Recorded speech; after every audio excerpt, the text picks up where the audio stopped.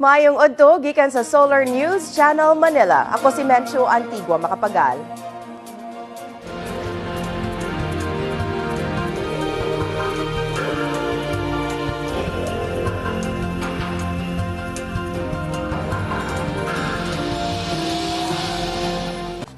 Nangabli na ang pipila ka mga buhatan sa Zamboanga City Hall. Isugyot ang paghatag og ganti alang sa pagsikop kang MNLF Commander Ustads Javier Malik.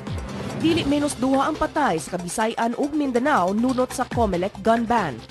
Ug atong itampo ang kantang Rosas Pandan nga gikanta sa mga Amerikanong choir. Nagbukas na ang Zamboanga City Hall sa pagsulod sa ikaupat ka semana sa krisis sa Zamboanga City. Samtang gisusi sa Crisis Management Committee ang pagtanyag og ganti alang sa pagsikop kang MNLF Commander Ustads Javier Malik. Atong sayron ang detalye pinaagi ni Liza Hoxon. Liza? Yes, Menchu, nagkaroon kanina ng maigsing seremonya dito sa City Hall kung saan ibinaba ang ating bandila sa half-mast upang bigyan ng pagpugay ang mga sundalo at pulis na namatay sa pakikipaglaban ng gobyerno kontra mga rebelding MNLF. Sa kanyang pahayag, nagpasalamat si Zamboanga City Mayor Beng Climaco sa mga kawani ng gobyerno na tumulong sa mga residente dito sa Zamboanga, particular na kay Presidente Noynoy Aquino na personal na pumunta dito sa lungsod. Pagkatapos noon ay pumunta na sa kanyang opisina sa City Hall si Climaco, kung saan pagkatapos lang ng ilang sandali, nag-convene ito ng closed-door meeting kasama ng ilang opisyal ng gobyerno at militar upang pag-usapan ang kasalukuyang sitwasyon ng seguridad dito sa Zamboanga.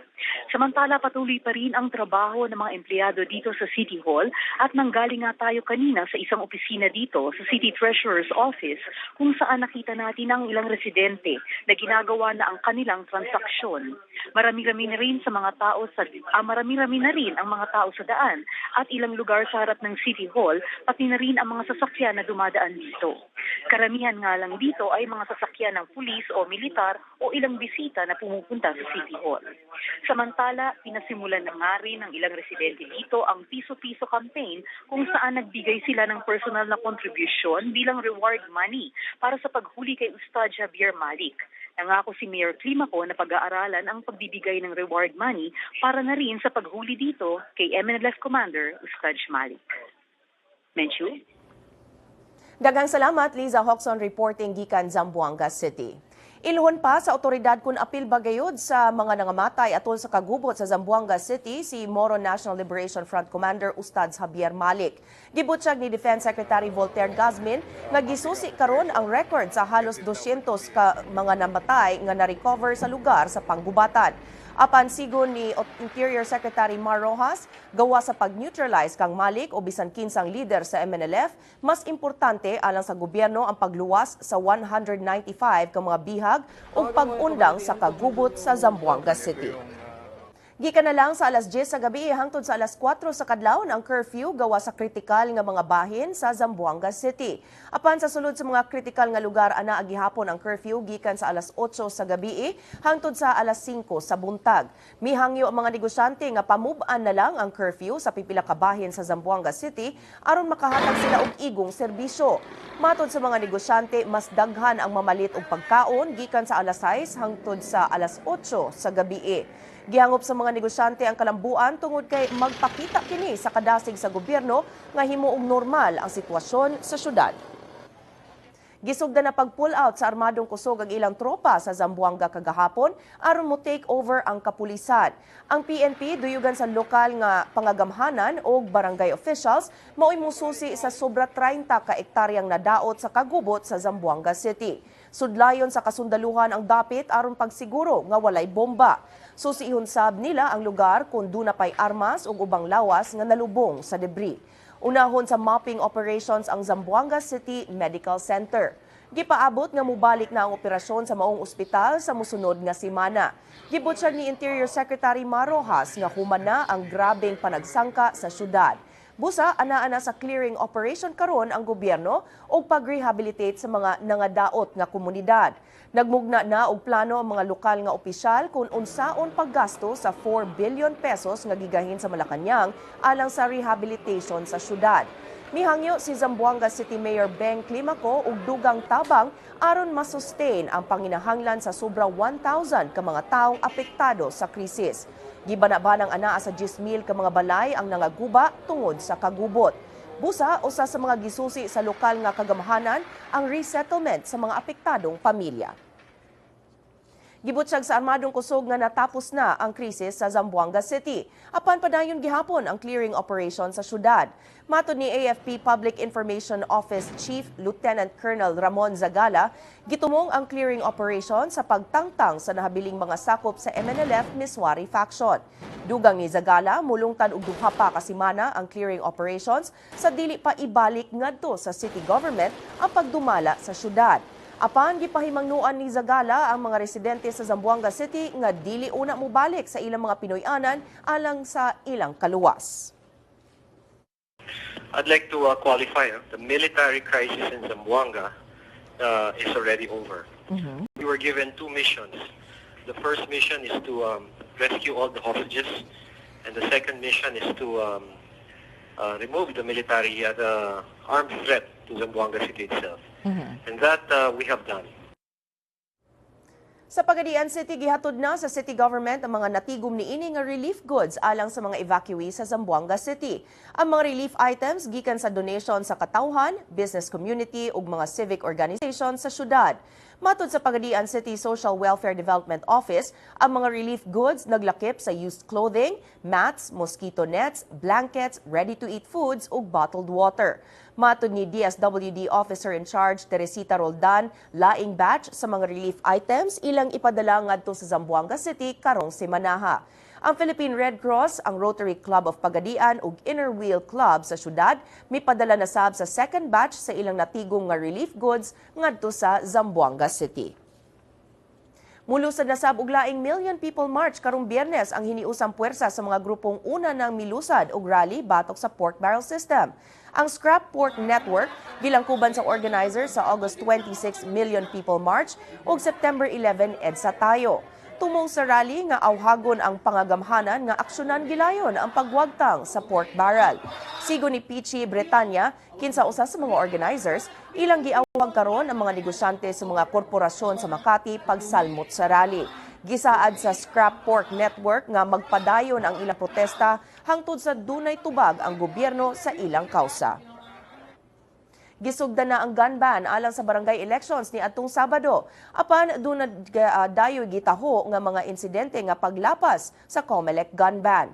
Gipusil sa ulo ang usa ka lalaki sa Manila sa wala pa mailhing tawo, samtang 6 ka tawo ang nasikop sa pagdaladala og hinagiban. Sa Samar, 2 ka pulis ang gipatay sa arteche sa mga gituuhang sakop sa New People's Army ni adtong Sabado. Gisikop sab ang 6 ka mga lalaki tungod sa pagdalag arma sa Pasay, Nueva Ecija, Capiz ug sa Batangas. Magpabilin ang gun ban hangtod sa November 12. Gipakatapdasad ang mga checkpoints lukup nasod aron masikop ang mga makalapas sa gun ban. Sa among pagbalik, ipasidunggan ang 5 sa 10 accomplished youth organization sa Luzon. Ang detalye sa pagbalik sa Solar News Cebuano.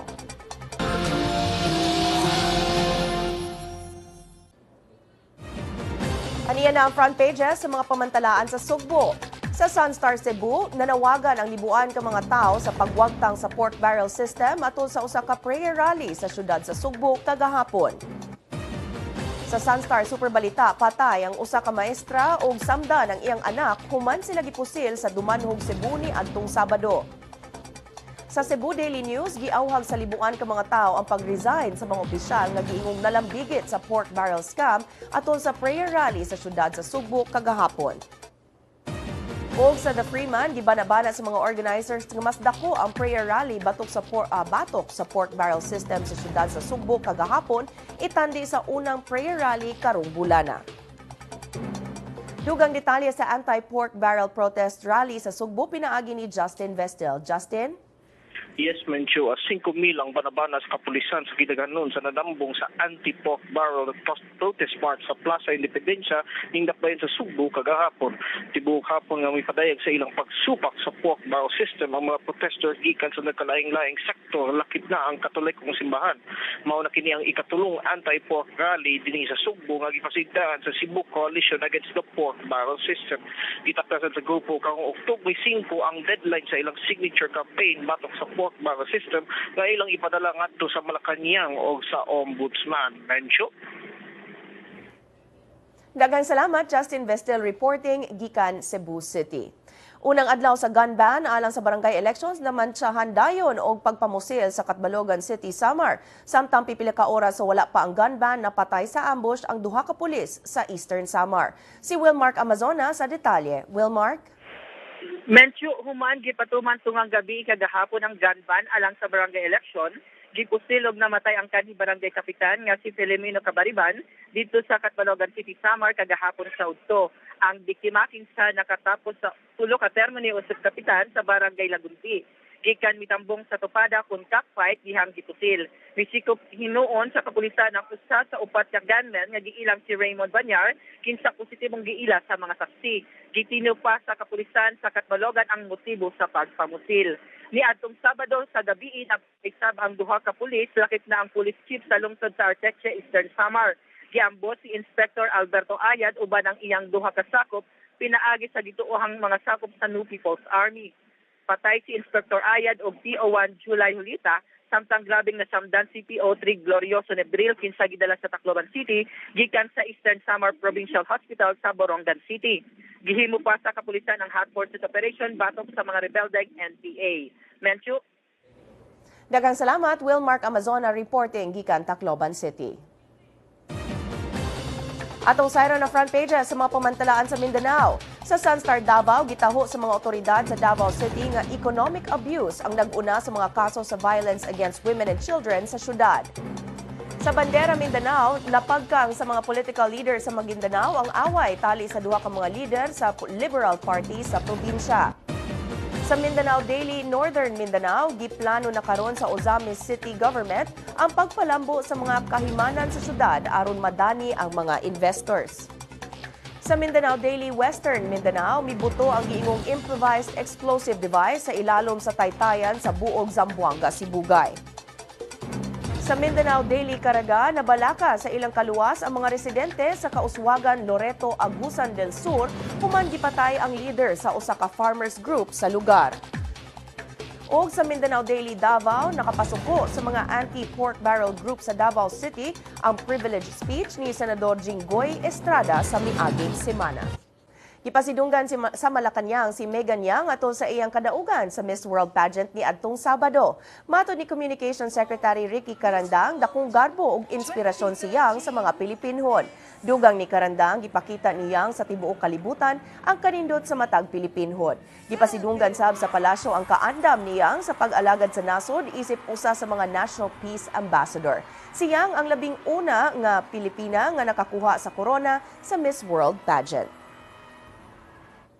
Usa sa mga kantang binisaya nga makadaghang higayon gikanta sa mga American choir o singing group mao ang kantang Rosas Pandan. Makita ang mga performances sa mga American choirs diha sa YouTube nga nagkanta sa Rosas Pandan. Kini maong performance iyaha sa University of North Texas College ubos ni conductor Pei Chi Lin. Makita dinhi nga nagtamod og kopya sa lyrics ang choir. Na-record kini ni adtong November 2012. Sa laing performance, ang encore choir sa Dawson High School mikanta sa Rosas Pandan sa ilang concert ni adtong May 2010. Ang choir wala motamod og kopya sa lyrics sa ilang pagkanta sa Rosas Pandan. Ang Visayan folk song Rosas Pandan usa ka komposisyon sa Subuanong composer nga si Mingoy Lopez ug gi-record sa Villar Records ni adtong 1956. Lakip sa mikanta niini ang bantugang Asia's Queen of Song nga si Pilita Corrales. Kung buot ninyo matanaw pag-usabang episode karon sa Solar News Cebuano, i-like ang among Facebook page, Solar News Cebuano. Bisitahi sabang among website, www.solarnews.ph. Ug alang sa inyong mga sugyot ug komentaryo, mahimo sa ninyong email sa solarnewscebuano@solartv.ph. Ug mao kadto ang Solar News Cebuano, hangtod ug mapuhon. Ako si Mensu Antigua Makapagal. Daghang salamat ug maayong hapon.